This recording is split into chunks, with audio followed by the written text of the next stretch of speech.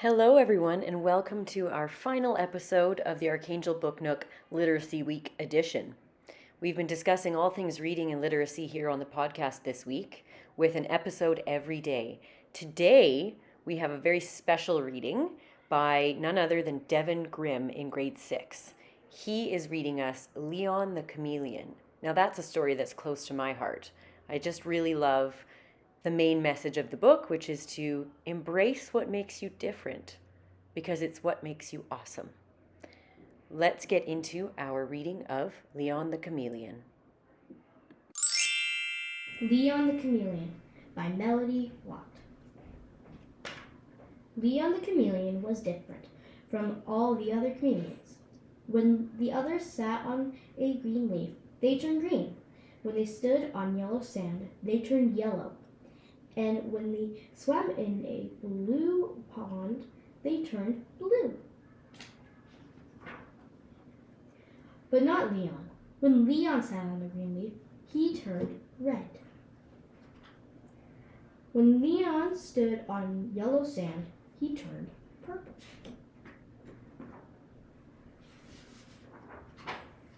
And when Leon swam in the blue pond, he turned orange. Leon did not do this on purpose. He wanted to be the same as the other chameleons. He just couldn't help turning into the opposite color. Sometimes being different made Leon frightened. He couldn't camouflage himself when there was danger. Sometimes being different made Leon feel embarrassed. He always stood out in a crowd. Sometimes being different made Leon feel lonely. He didn't join the other little chameleons because he felt that he wouldn't fit in.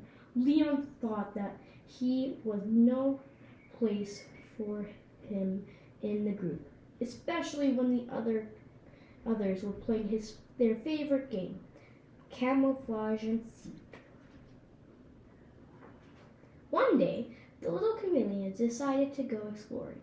Leon was curious, so he followed them out of the forest, trying his best to stay hidden. The little chameleons walked for a long time.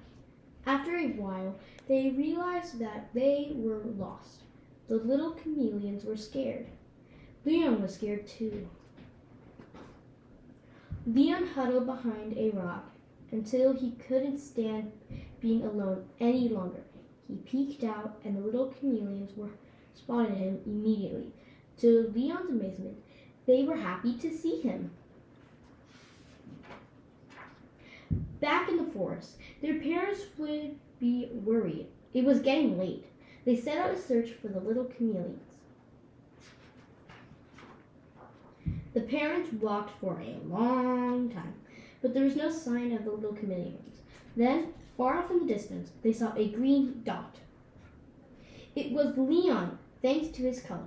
The little chameleons have been found, safe and sound. Everybody was overjoyed. After a day full of adventure, the chameleons returned home.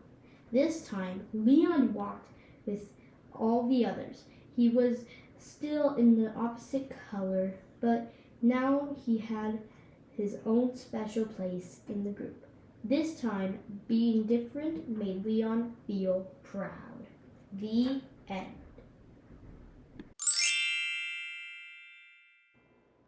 Wasn't that a wonderful story? Thank you to Devin for doing such a great job of reading and for bringing us Leon's story. Leon, who felt a little bit different from everyone else, but in the end took a chance, embraced his difference, and it paid off big time because that is what made him special, unique, and valued. And now, the moment of truth. I am announcing the mystery teachers for our Archangel Book Nook podcasts. Who were those voices? Well, we're going to start with Monday. Monday was the book with no pictures. I, Mrs. Roach, was the narrator.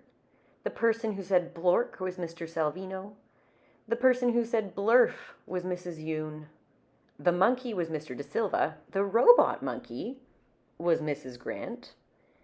The blueberry pizza head was Mrs. Tantonko. The beautiful Glug Glug Glug song was none other than Mrs. Burich. And of course, Mr. C famously said, "Boo boo butt." Tuesday's book was The Dot. The narrator was Mrs. Burich. The teacher was Mrs. Yoon. Vashti was voiced by Mrs. Tantonko, and the little boy was Mr. Salvino. On Wednesday, we heard Goldie and the Three Hares. The narrator was Mr. Cavallari. Goldie, I don't know if you could pick up on this, all the way from New Jersey, Mr. De Silva. Mama and Papa got a little confused at times. Mama was mostly Mr. Salvino and Papa was mostly Mrs. Alberti, grade 6. Bunny was Miss Lee, and Alice was none other than Mrs. Grant.